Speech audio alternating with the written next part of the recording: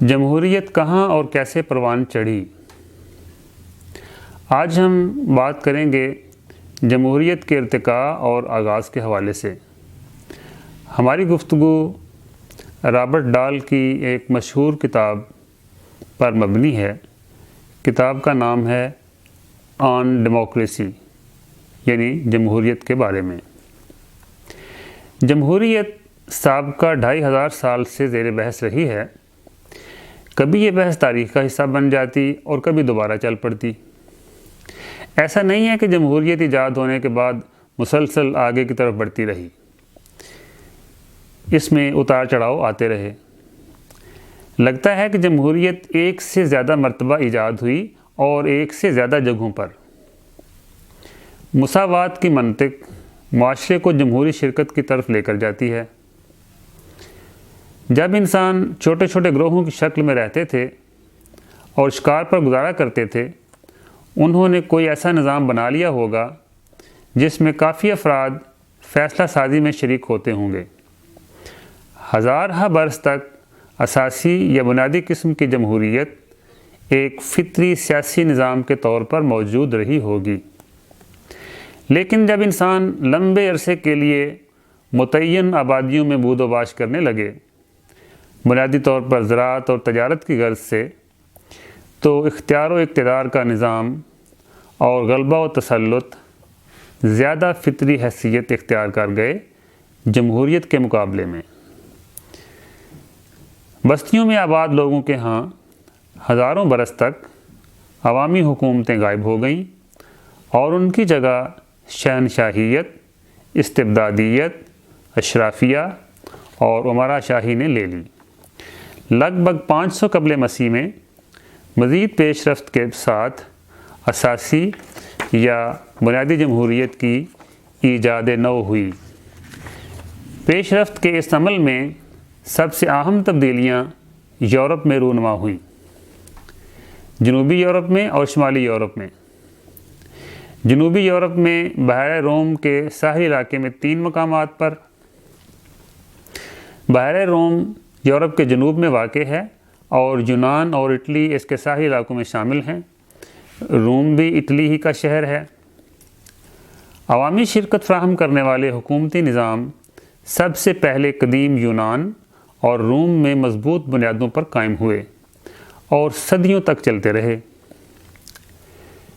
تو پہلے ہم بات کرتے ہیں یونان کی۔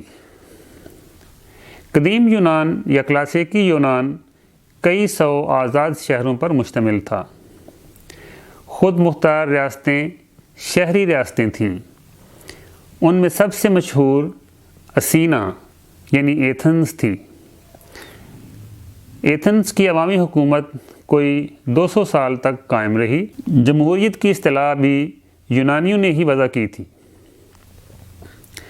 ڈیموکریسی کا لفظ 2 یونانی الفاظ سے مل کر بنا ہے، ڈیموس اور کریٹوس۔ ڈیموس کا مطلب ہے لوگ یا عوام، کریٹوس کا مطلب ہے حکومت کرنا۔ اس طرح ڈیموکریسی کا مطلب ہوا لوگوں یا عوام کی حکومت۔ سیاسی فلسفے پر اثر و رسوخ میں اسینا یا ایتھنز کا کوئی ہم پلہ نہیں۔ شہریوں کی حکومت میں شرکت کے لیے اسینا سب سے عمدہ مثال سمجھی جاتی ہے۔ اہل روم نے اپنے نظام کے لیے ریپبلک کا لفظ چنا۔ ریپبلک 2 لاطینی الفاظ سے مل کر بنا ہے، ریس اور پبلکس۔ ریس کے معنی ہیں چیز یا معاملہ، پبلکس کے معنی ہیں عوام۔ اس طرح ریپبلک کا مطلب ہوا عوامی چیز یا عوامی معاملہ، یعنی ریپبلک ایک ایسی چیز تھی جو عوام سے متعلق تھی۔ اوائل میں ریپبلک کے انتظام و انصرام میں شرکت کا حق صرف طبقہ امراء اور اشرافیہ تک محدود تھا، لیکن کافی جدوجہد کے بعد عام لوگوں کو بھی اس میں شرکت کا حق مل گیا۔ قیصر روم کی آمریت روم میں جمہوری اصولوں کے زوال کا سبب بنی۔ 44 قبل مسیح میں قیصر روم کے قتل کے بعد روم استعماریت میں تبدیل ہو گیا۔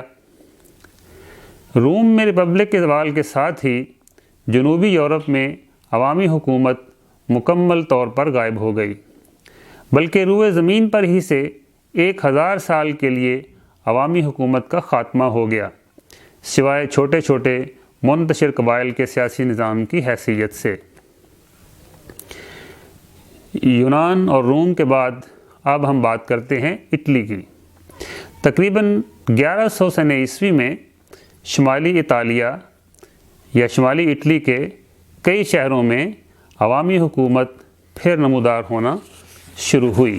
آغاز کے وقت یہاں بھی شرکت کا حق صرف بالائی طبقے کے خاندانوں یعنی امراء اور بڑے بڑے زمینی مالکان وغیرہ تک محدود تھا، لیکن وقت گزرنے کے ساتھ شہری رہائشیوں نے شرکت کے حق کا مطالبہ کرنا شروع کر دیا۔ کئی شہروں میں لوگوں کو یہ حق مل گیا۔ 2 صدیوں سے زائد عرصہ تک یہ ریپبلک حکومتیں متعدد اطالوی شہروں میں پھلتی پھولتی رہیں۔ ان میں سے کئی ریاستیں غیر معمولی خوشحالی اور نفیس دستکاریوں کے مراکز بن چکی تھیں۔ اس طرح سے یورپ کی نشاط ثانیہ کا آغاز ہوا۔ یہ بے مثال تخلیقی عمل کا ایک بے مثال آغاز تھا۔ قومی ریاستوں یعنی ملکوں کے ظہور کے ساتھ ہی شہری ریاست عوامی حکومت کی اساس کی حیثیت سے ختم ہو کر رہ گئی۔ قصبے اور شہر حکومتوں کی ماتحت اکائیاں بن گئے۔ 1787 میں جیمز میڈیسن نے ڈیموکریسی اور ریپبلک میں ایک فرق بیان کیا۔ اس نے خالص ڈیموکریسی کی تعریف یوں بیان کی: ایک ایسا معاشرہ جو شہریوں کی ایک چھوٹی تعداد پر مشتمل ہوتا ہے۔ وہ شہری ایک جگہ اکٹھے ہوتے ہیں اور ذاتی طور پر کاروبار حکومت چلاتے ہیں۔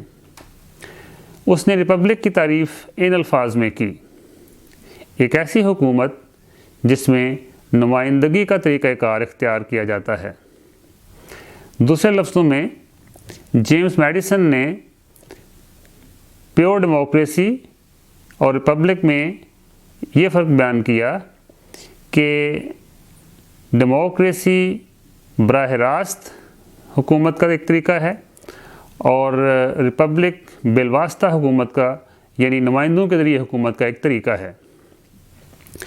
لیکن رابرٹ ڈال کا مشاہدہ یہ ہے کہ سابقہ تاریخ میں ڈیموکریسی اور ریپبلک کے مابین اس امتیاز کی کوئی بنیاد نہیں ملتی۔ نہ روم میں نہ ہی وینس میں نمائندگی کا طریقہ کار رائج تھا، لیکن وہ ریپبلک تھی۔ ڈیموکریسی اور ریپبلک کے الفاظ عوامی حکومتوں کی قسموں میں فرق بیان کرنے کے لیے استعمال نہیں ہوتے تھے۔ یہ دونوں الفاظ صرف یونانی اور لاطینی زبانوں کے فرق کو ظاہر کرتے تھے۔